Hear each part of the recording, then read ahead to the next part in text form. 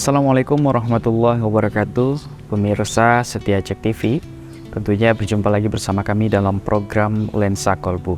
Dan pemirsa, pada episode kali ini saya sudah ditemani oleh seorang ustadz kita yang sangat luar biasa. Langsung saja kita sapa. Assalamualaikum Ustadz Kusnadi. Waalaikumsalam warahmatullahi wabarakatuh. Gimana kabar Ustadz? Alhamdulillah sehat. Alhamdulillah. Nah Ustadz, pada episode kali ini kita mau bahas terkait dengan ibadah lagi nih Ustadz ya. Salah satu ibadah yang paling utama itu kan sholat nih Ustadz ya. Nah jadi pada episode kali ini yang kita bahas khusus tentang sholat nih Ustadz. Kalau dari Ustadz sendiri seperti apa nih? Yang mau dibahas apanya nih Ustadz? Oke, kita akan bahas sholat yang benar itu seperti apa. Seperti apa? Kadang kan kita bertanya-tanya pada diri kita atau kepada orang lain atau kepada tuan guru kita. Sholat aku ini sudah benar atau belum ya? Sudah, seperti itu. Berarti ada tanda-tandanya, ciri-ciri bahwa sholat itu sudah benar gitu ya, dan diterima gitu Ustadz ya. Insya Allah. Seperti apa? Nah langsung saja kita, karena masalah sholat ini kan ibadah yang paling utama ya Ustadz ya. Dan juga ini di bulan Rajab, bulannya untuk menanam tadi ya, kalau di episode sebelumnya dibahas sama Ustadz Anwar bahwasanya bulan Rajab itu kan adalah bulan untuk menanam kebaikan. Jadi menjelang bulan puasa kita harus mempersiapkan diri dengan ibadah-ibadah gitu Ustadz, apalagi untuk sholat. Langsung saja, tafadhol Ustadz. Bismillahirrahmanirrahim. Assalamualaikum warahmatullahi wabarakatuh. Waalaikumsalam. Alhamdulillahirabbil alamin. Wassalatu wassalamu ala asrafil anbiya'i wal mursalin wa ala alihi washabbihi rasulillahi ajma'in. Alhamdulillah, puji syukur kepada Allah Subhanahu wa taala karena pada malam hari ini alhamdulillah kita masih dikaruniai berbagai macam nikmat, mulai daripada nikmat waktu, nikmat sehat, sampailah nikmat yang paling mahal yaitu nikmat iman dan Islam. Salawat beriringan salam terus kita kirimkan kepada baginda Nabi besar Muhammad sallallahu alaihi wasallam dengan mengucap Allahumma shalli ala sayyidina Muhammad wa ala ali sayyidina Muhammad. Mudah-mudahan kita semua termasuk umat yang diakui oleh beliau. Amin. Dan umat yang akan mendapatkan syafaat dari beliau. Amin ya rabbal alamin. Pemirsa setia Cek TV dimanapun anda berada, insyaallah kita semua dimuliakan oleh Allah Subhanahu wa taala. Pada malam hari ini sesuai dengan perkataan Bung Hardi tadi, insyaallah kita akan membahas mengenai salat, yang mana disebutkan tadi bahwasannya kita saat sekarang ini alhamdulillah sudah masuk di bulan Rajab ya Bang ya. Kita selalu berdoa Allahumma barik lana fi Rajab wa Sya'ban wa ballighna Ramadan. Ya Allah, berkahilah kami pada bulan Rajab dan Sya'ban wa ballighna, dan sampaikanlah kami, pertemukanlah kami dengan bulan Ramadan. Mudah-mudahan kita semua panjang umur, sehat walafiat beserta keluarga kita sampailah di bulan Ramadan nanti. Amin ya rabbal alamin. Bahwasannya kita sama-sama tahu Bang, bahwasannya bulan Rajab ini adalah bulan untuk menanam. Nah, seperti yang dijelaskan tadi Bang.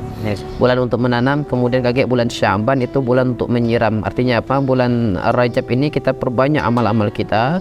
Kemudian bulan Sya'ban itu kita istiqomahkan. Nah, bulan Ramadan itu tinggal pertahankan lagi, matangkan lagi seperti itu. Karena pada saat sekarang ini kita masih di bulan Rajab, kita juga akan membahas amalan-amalan, terutama amalan sholat ini Bang. Amalan yang pertama kali yang akan dihisab oleh Allah Subhanahu wa taala.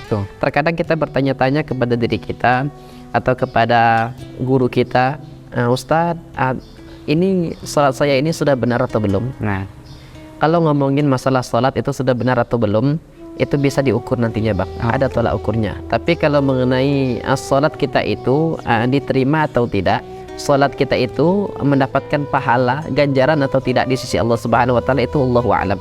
Hanya Allah, bukan urusan kita itu. Itu hanya Allah Subhanahu wa taala yang nantinya yang akan menentukan. Tugas kita sebagai seorang hamba hanya menyiapkan bekal sebanyak-banyaknya, menyiapkan kualitas dan kuantitas ibadah kita sebaik-baiknya. Mengenai perintah sholat, mengenai sholat, apakah sholat kita itu sudah benar ataukah belum? Sholat yang benar itu Bang akan mendapatkan 4 kemuliaan. Nah, itulah nantinya. 4 kemuliaan itu tidak akan diberikan kepada orang yang cuma hanya sekedar sholat, tapi di situ juga diberikan kepada orang yang sholat tetapi juga khusyuk. Alladzina hum fi sholatihim khashi'un, bukan hanya sekedar sholat tetapi juga sholatnya yang khusyuk. Nah, itulah sholat yang benar. Jadi selama ini kadang kita merasa bahwasanya sholat kita itu benar atau belum. Nah, itu terkadang introspeksi diri kita. Apakah ketika sholat itu pikiran kita sudah memang menuju kepada Allah Subhanahu wa taala, atau masih kadang di dalam masjid fisiknya, hatinya ke pasar. Nah, seperti itu. Jadi orang yang akan mendapatkan kemuliaan ini Bang, 4 kemuliaan ini adalah orang yang sholat, tapi bukan hanya sekedar sholat saja, tapi juga khusyuk. Orang yang sekedar sholat saja tapi tidak khusyuk, tidak diberikan 4 kemuliaan ini, apalagi orang yang tidak sholat. Nah, seperti itu. 4 kemuliaan tersebut, yang pertama yaitu adalah orang tersebut akan diberikan petunjuk, akan diberikan bimbingan untuk memperbaiki dirinya agar semakin baik lagi ke depannya. Diberikan pengarahan di dalam hidupnya agar menjadi orang yang lebih baik lagi ke depannya. Jadi lebih terarah. Lebih terarah, betul. Nah, sesuai dengan firman Allah Subhanahu wa taala, "Innas salata tanha 'anil fahsya'i wal munkar." Sesungguhnya salat itu mencegah daripada perbuatan keji dan mungkar.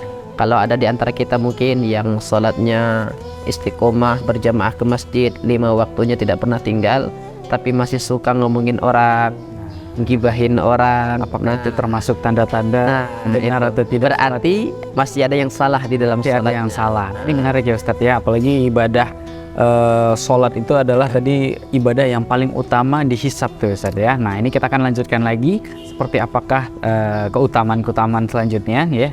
Pemirsa jangan kemana-mana, sesaat lagi kami akan kembali setelah yang satu ini.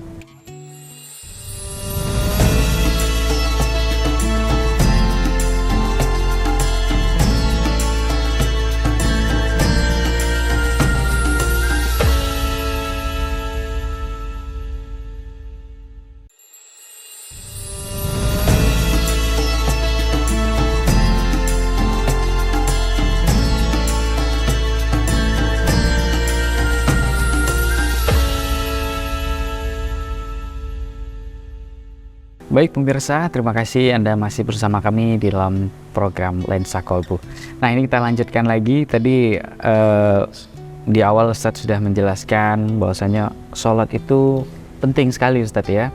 Dan juga kita harus mengetahui apakah sholat kita tuh sudah benar atau belum. Tadi sudah disampaikan oleh Ustadz bahwasanya ada 4 keutamaan kalau misalnya sholat kita itu benar, dijalankan dengan benar. Yang pertama tadi Allah akan memberikan pengarahan, jadi hidupnya lebih terarah gitu Ustaz ya.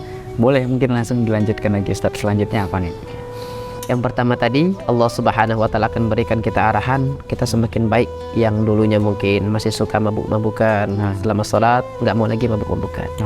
Dulunya masih suka judi kan, alhamdulillah sama masuk masjid tinggalkan judi. Itu yang pertama. Yang kedua, Allah Subhanahu wa taala akan memberikan ketenangan hati, ketenangan bagi seseorang yang benar memang mengerjakan salat dengan benar dan khusyuk tadi Bang. Nah, itu.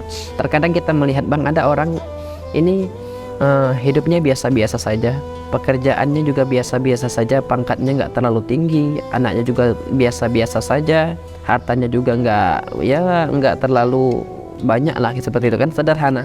Tapi kok ini hidup orang ini tenang saja, damai saja ya.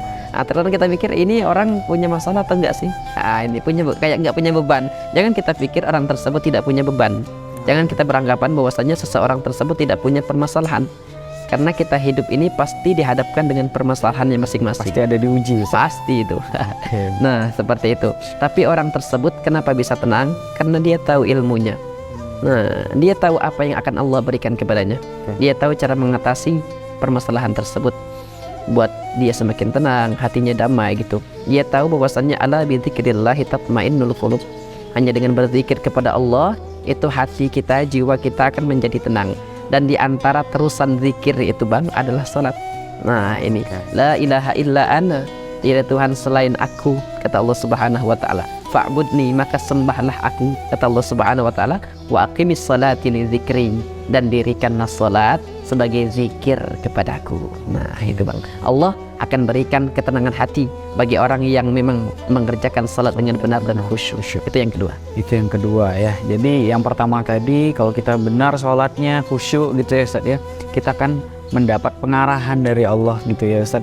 Kemudian yang kedua, kalau misalnya kita memang benar mengerjakan sholat, maka akan diberikan ketenangan hati, jiwa, dan pikiran. Itu makanya tadi kalau disampaikan oleh Ustaz, kalau ada orang yang hidupnya sederhana, biasa-biasa saja gitu ya, tidak pula kaya, tapi hidupnya bisa tenang, Tenang. menyikapi masalah seakan-akan tidak ada masalah. Betul. Padahal setiap manusia itu pasti ada ujiannya Ustadz ya, tapi dia tahu ilmunya bagaimana cara untuk menyikapi sebuah masalah. Nah itu tadi ya, berarti itu termasuk tanda Ustadz ya kalau misalnya Tanda. diterima apa salatnya itu udah benar gitu Ustadz ya. Oke, yang selanjutnya apa Ustadz? Itu termasuk tanda ya dari Allah Subhanahu wa taala bahwasannya salat kita ini alhamdulillah ya sudah ada efek lah dari Allah Subhanahu wa taala itu. Kita menjadi tenang yang kedua tadi itu. Makanya Bang, ketika kita punya suatu permasalahan itu, apapun itu permasalahan yang kita hadapi, itu cara menyikapinya hanya satu. Ambil air wudhu, salat, pergi ke masjid. Nah itu banyak kan orang sekarang ini Bang, cara menenangkan hati itu enggak seperti itu. Jangan malah ambil HP, buka WhatsApp, update statusnya nggak jelas. Nah itu cara menenangkan hati itu ambil air wudhu, kemudian kerjakan sholat. Itu sholat kan zikir, banyak lagi zikir. Setelah sholat itu baca doa atau baca Al-Quran. Baca Al-Quran juga zikir itu Bang. Inna nahnu nazzalna dzikra. Sungguhnya Allah Subhanahu wa taala turunkan Al-Quran itu sebagai zikir. Nah itu mungkin bagi kita ya, kita ini hidup pasti dihadapkan dengan suatu permasalahan, berbagai macam persoalan.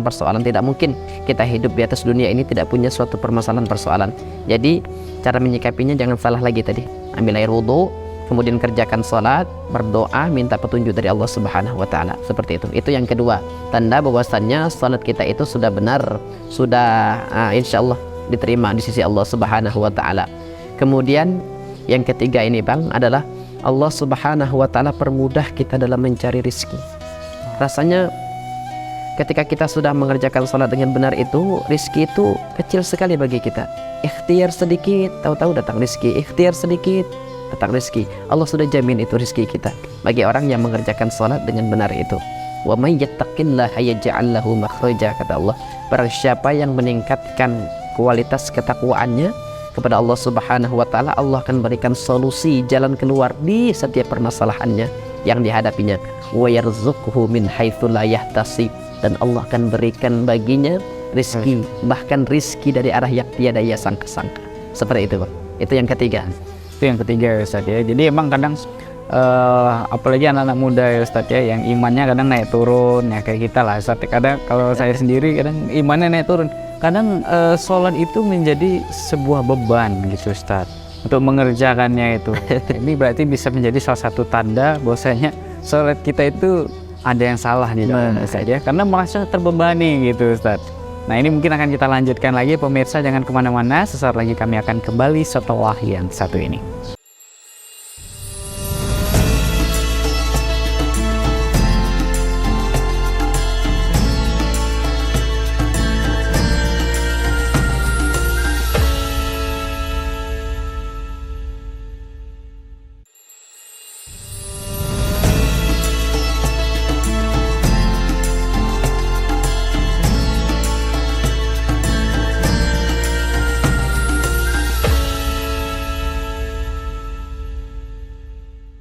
Baik pemirsa, terima kasih Anda masih bersama kami dalam program Lensa Goldus.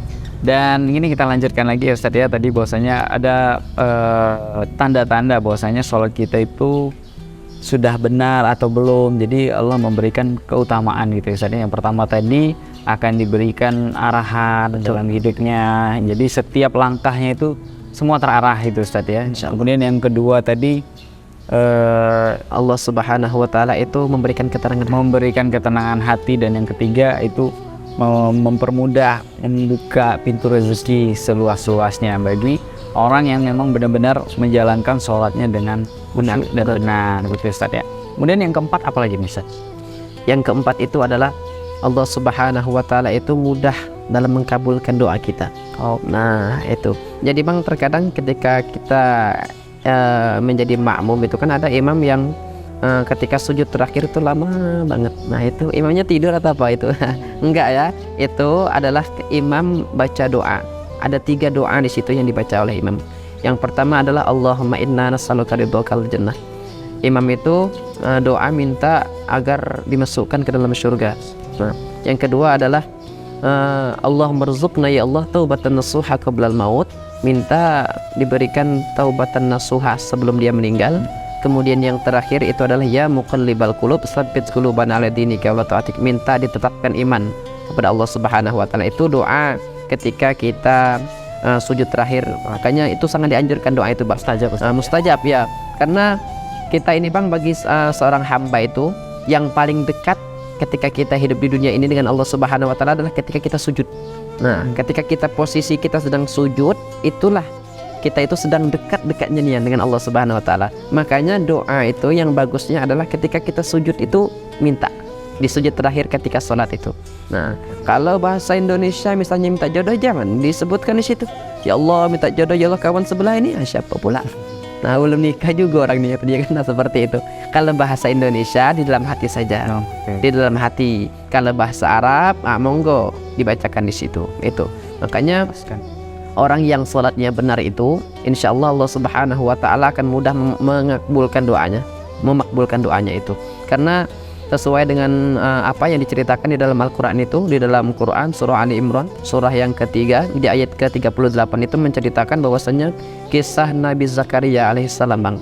Nabi Zakaria alaihissalam ini punya istri, sudah menikah, istrinya ini diponis monofos, bahkan diponis diponis mandul, tidak akan bisa untuk memberikan keturunan.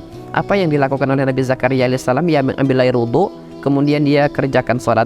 Di dalam sholat tersebut dia mengadu permasalahannya kepada Allah Subhanahu wa taala. Kalau bahasa kita ini, ya Allah, aku ini, istriku ini sudah diponis mandul, tidak akan punya anak ya Allah. Saya tidak akan pernah mendengarkan omongan mereka. Saya hanya meminta kepadamu. Akhirnya Allah berikan suatu keturunan, itulah Nabi Yahya alaihissalam. Kun fayakun bagi Allah, tidak ada yang tidak mungkin. Ya, semuanya bisa saja terjadi. Bisa saja terjadi. Itulah yang keempat, yang terakhir. Orang yang sholatnya benar, maka insya Allah doanya akan mudah diijabah oleh Allah Subhanahu wa taala. Jadi itu diantara keutamaan atau keistimewaan kalau misalnya kita menjalankan ibadah itu, khususnya untuk sholat tuh kalau dengan benar dan khusyuk itu ya.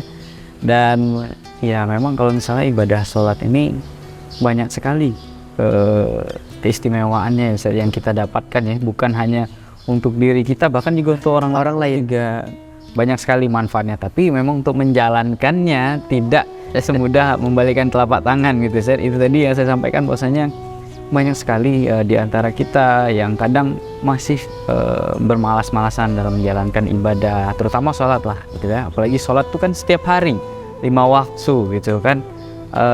Memang apalagi di saat subuh lagi enak-enaknya tidur gitu kan. Nah, untuk sholat saja itu butuh effort yang sangat luar biasa gitu. Apalagi kita untuk istilahnya agar sholat kita itu memang benar-benar dilaksanakan sesuai dengan apa yang dicontohkan oleh Rasulullah SAW gitu, Ustaz ya. Nah, mungkin ada nggak dari Ustaz sendiri tipsnya agar kita itu memang benar-benar bisa beribadah sholat itu dengan baik dan yang benar itu seperti apa? Tipsnya mungkin. Ya baik.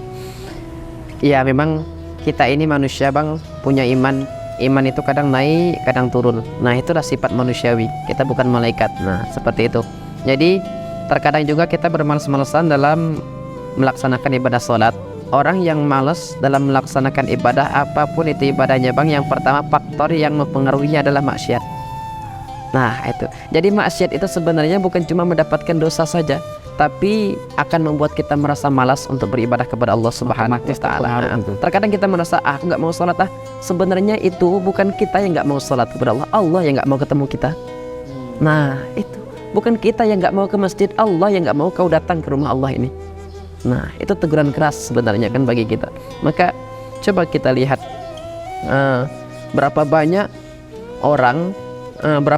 orang itu, Bang, di alam kubur itu, jutaan manusia yang berada di alam kubur yang kepingin dibangkitkan lagi, dihidupkan lagi di atas dunia ini hanya untuk satu saja, untuk sujud kepada Allah Subhanahu wa taala. Kalau kita masih malas-malesan untuk mengerjakan sholat, berapa banyak orang yang sudah meninggal dunia yang berada di alam kubur kepingin dihidupkan kembali ke atas dunia ini hanya untuk bersujud kepada Allah Subhanahu wa taala. Sebenarnya kita harus tahu apa sih tujuan kita hidup di dunia ini, adalah untuk beribadah kepada Allah Subhanahu wa taala. Tidak aku ciptakan jin dan manusia, kata Allah, kan? Kecuali untuk beribadah kepadaku. Itu tadi. Inna salati, sungguhnya salatku, wa nusuki, ibadahku, wa mahyaya, hidupku, wa mamati, matiku, lillahi rabbil alamin, hanya untuk Tuhan semesta alam, Allah Subhanahu wa taala.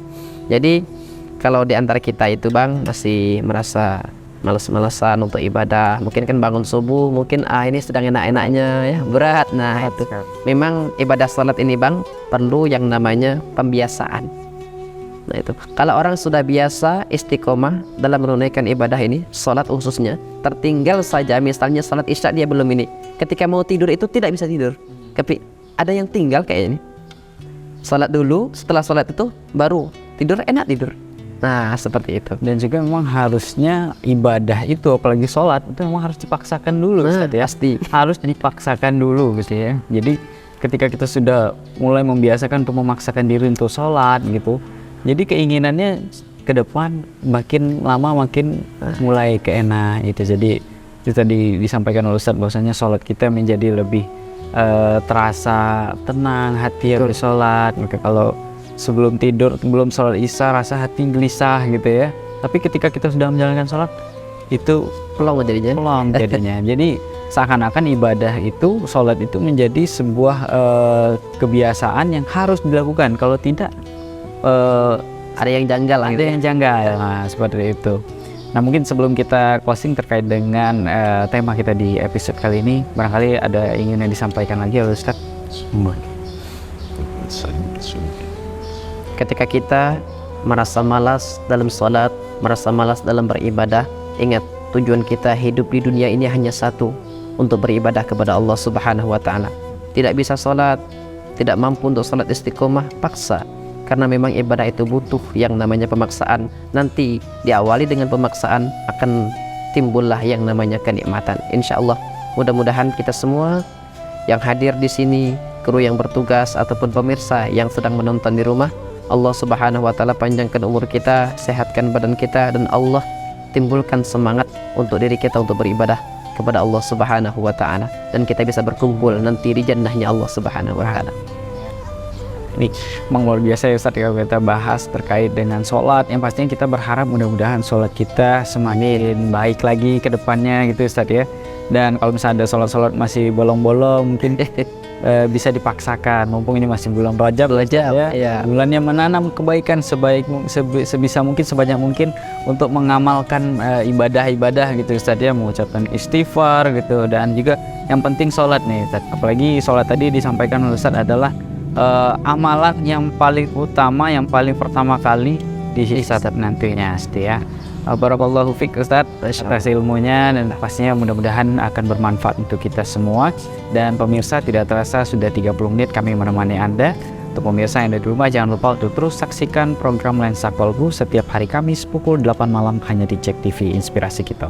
Akhir kata, saya Hardi, Ustadz Kusnadi, dan segenap kru yang bertugas pamit undur diri, dan wabillahi taufiq wal hidayah. Assalamualaikum warahmatullahi wabarakatuh. Waalaikumsalam warahmatullahi wabarakatuh.